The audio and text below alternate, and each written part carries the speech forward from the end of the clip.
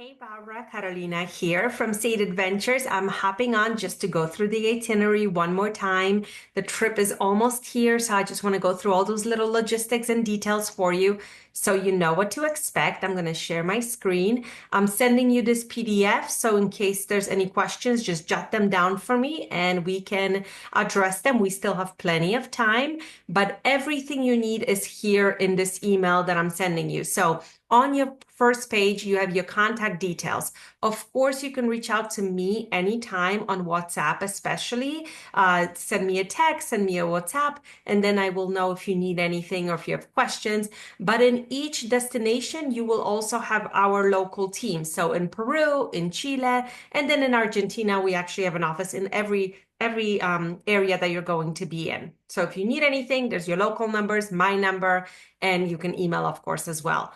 Your requirements, just bring those passports. Now, for Iguazu Falls, because we are doing a half-day tour into the Brazil side, starting April, which is literally tomorrow, Brazil is now requiring an e-visa. So I'm sending you the link here. You just go on the link, fill it out. It's like a 48-hour process to get the e-visa back. I think it's $50 the last time I checked.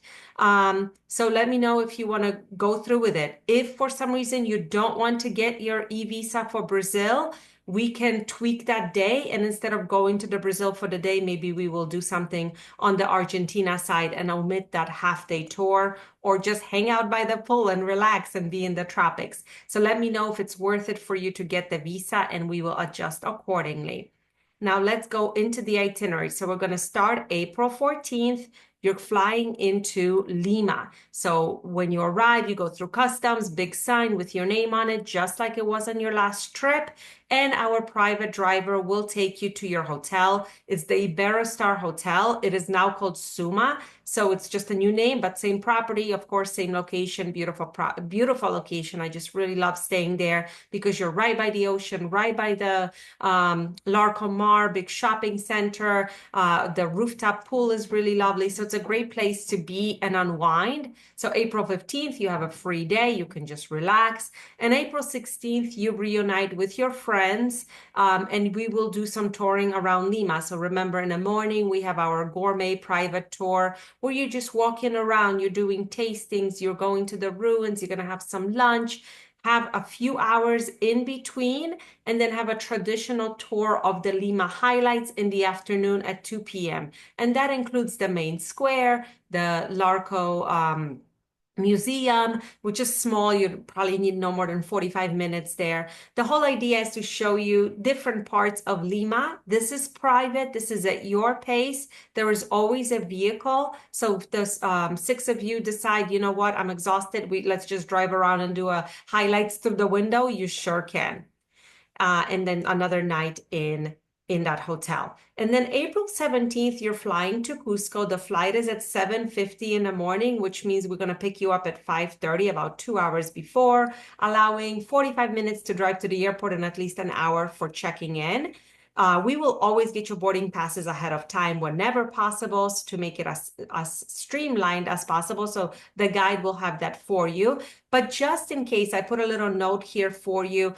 If it's too early for you to have breakfast or if the hotel might not be serving breakfast before 6 o'clock, just remind them that you're leaving early and they can give you a boxed breakfast that morning. You can bring it with you, have it at the airport, and just have a more casual morning instead of trying to rush and have a very early breakfast at the property. It's a 1 hour flight. You arrive in Cusco and we'll go right into the Sacred Valley. Remember, we're doing that so that we could be at lower altitude, so we can acclimate, so we can give our bodies a little bit of a break. So we're going to give 2 nights here in the Sacred Valley, staying at a beautiful Inca Terra Hacienda hotel. It's half board, so dinner will always be at the hotel. It's a countryside, so there's not like there's hotels and restaurants to walk to. You want to definitely eat in the property, and it's such a nice hotel. So we have 2 days of touring. That first day when you arrive, we're going to visit sites that are less strenuous and more scenic, like Maras and Marai and Chinchero, very colorful villages. And then and have lunch, of course, our farm to table lunch. And then the next day, we're going to do some really like bucket list items like Pisac Market, largest indigenous market, Ollantaytambo, huge complex of ruins, have lunch out there with it, which is a Pachamanca lunch, which is a traditional lunch, and then spend the night again at the hotel. So now we've been in high altitude for 48 hours and we're getting ready to go to Machu Picchu, which is great because Machu Picchu is actually lower, so it's even easier to explore it. And I put a note here for you just as a reminder. Of course, our guide will remind you every day what you're doing the following day, so there will be no surprises. But when you go to Machu Picchu, you're only bringing your carry-on bag or your overnight bag just for that one night in Machu Picchu, and everything else our driver will take to the Cusco hotel. So you're splitting with your luggage for one night. April 19th, we wake you up in the morning, take you to the train, go to Machu Picchu, have a tour there, have lunch, spend the night, and your luggage goes to Cusco. So it's very nice to go with just an overnight bag. I usually bring my carry-on, so whatever you have, like a wheelie suitcase, works really well here. And then, and our guide will have your train permits, your entry to the Machu Picchu ruins, everything the guide will have on hand. They're all printed locally. It's still very old school. We still have to go to a local office to get those permits. So all of that will be handled for you. You're at the Casa del Sol in Machu Picchu, great little property in the village on the river, and you'll have dinner there as well. And then the next morning, this is the data you were asking me about. Are we hiking? You know, how strenuous it is. This is your Huayna Picchu day. So at 6:30 in the morning, we're going to pick you up and our entry to the ruins is at 7 a.m. So you're going to go right to the circuit that allows you entry to Huayna Picchu, which is that big mountain in the back. I just did it a few months ago. It takes about an hour and a half to go up and about 45 minutes to go down. So it's not a full day affair. It is very steep, strenuous, some vertigo issues because there's huge drop-offs. You're above the clouds, but it is, when done slowly with your guide, it's safe, it's beautiful. So if you want to accomplish it, you can. If you want to do half of it, have beautiful views and come down, you sure can. You will see people turning around all the time. Afterwards, you'll have lunch up there and then get on a train back to Cusco, which actually goes to Ollantaytambo, which is the last stop there. And then you get off and we drive you to Cusco, which it's much faster actually to do it that way than to try to take the train all the way to Cusco, because that last part of the train track is extremely old and the train goes very slow. So it's actually faster for us to pick you up in Ollantaytambo and drive you the rest of the way. And in Cusco, we're going to spend 2 nights here at the Palacio del Inca, a beautiful traditional hotel. On April 21st, day 8, I'm going to let you sleep in and we're not picking you up until 12 p.m. And you deserve it because we've been waking up quite early every day.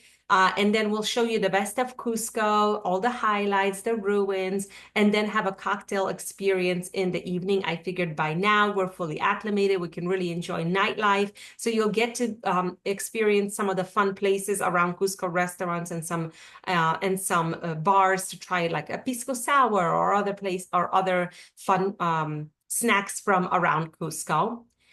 And then that is Peru.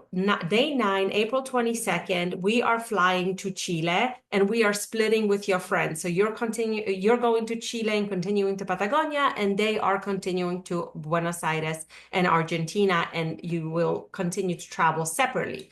So April 22nd, we take you to the Cusco airport. You fly to Santiago. We pick you up as always, big sign with your name on it, and take you to the singular hotel where you will be for a few nights to see just the highlights of Santiago, have some tastings, enjoy wine from this region, see the highlights of Santiago before we head down to our highlight of Chile, which is Torres del Paine, which is the #1 park in Patagonia.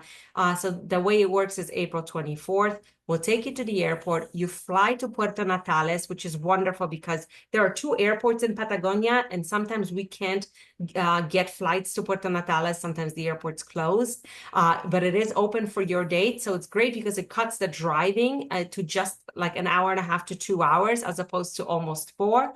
So it's great to fly into Puerto Natales. And once you land, Patagonia Camp, which is the lodge where you're going to be staying in, picks you up. So they take care of all the transportation, all your meals, all your activities. Everything is included once you land. And you have a beautiful yurt included with your jacuzzi right on the deck. So it's a wonderful way to see Patagonia. You're going to do excursions, pick excursions every day with your guide. You can do 2 half-day tours or 1 full day. I put a few examples here for you, but every day you'll have a list of what is available for each day that you're going to be in Patagonia. And on that last day, which is day 14, we're going to cross from Chile into the Patagonia of Argentina, which is Calafate. It's a 5-hour drive, but it's beautiful. You're really at the end of the world here. And once you arrive in Calafate, we're going to check into the hotel, let you kind of refresh. And at 5 p.m., we're going to pick you up for our dinner inside a cave, 4x4. It's like a big truck. This is a shared experience. There'll be other people enjoying this as well because it's like a big 4x4 truck. And then obviously the dinner inside a cave, which is a fun welcome to Calafate. And then April 28th, just with a private guide for you, you're going to head to the Glacier Park, which is Perito Moreno, most famous glacier in South America. And you're going to do a private tour of the glacier and then an afternoon boat ride as well. So the boat ride obviously will have other people on it, but the tour itself is private with private transportation to and from the hotel. After Patagonia, April 29th, we're going to go to Iguazu Falls, go to the tropics, kind of unwind a little bit and defrost a little bit after all the Patagonia days. So it's a travel day on April 29th. We're going to fly from Calafate to Buenos Aires, change planes, and go to Iguazu. You arrive in the evening, we'll take you to the hotel, and you can relax. And then the next day, we're going to dedicate it to the Argentina side of the falls, have a beautiful lunch in the park, have a nice jungle dinner at night. And then on May 1st, this is the day that I was telling you about that you will need an e-visa to enter Brazil. This is the Brazil side. So the Brazil side tour altogether is no more than 4 hours. It's a very much shorter than the Argentina side because you're going there to see all the falls at once in a panoramic view. I love that idea. I love seeing the falls all at once. So I highly suggest getting the visa. Please let me know if you decide not to get the visa and we can do something on the Argentina side or leave this day free. And then you're going to fly to Buenos Aires at 3 o'clock. So as you see, it's a pretty short day on the Brazil side. So if you prefer to just lay by the pool and then go to the airport for your 3 o'clock flight to Buenos Aires, we can do that as well. And then in Buenos Aires, you're staying at the Faena, which is by far my favorite hotel. It's so fun. It has the best tango show in town. It's very colorful, very unique. I look forward to hearing your thoughts about it. You will have your dinner tango tonight at the Faena. So it's really great because you check into your hotel, you refresh in your room, and then you walk right downstairs to the restaurant, which is inside the hotel. So nice not to have to drive anywhere else. And May 2nd, we're going to show you the best of Buenos Aires. There's lots to see and do. We'll have a nice lunch inside the Puerto Madero market, or San Telmo market, which is in Puerto Madero neighborhood. So it's a great little introduction to the city.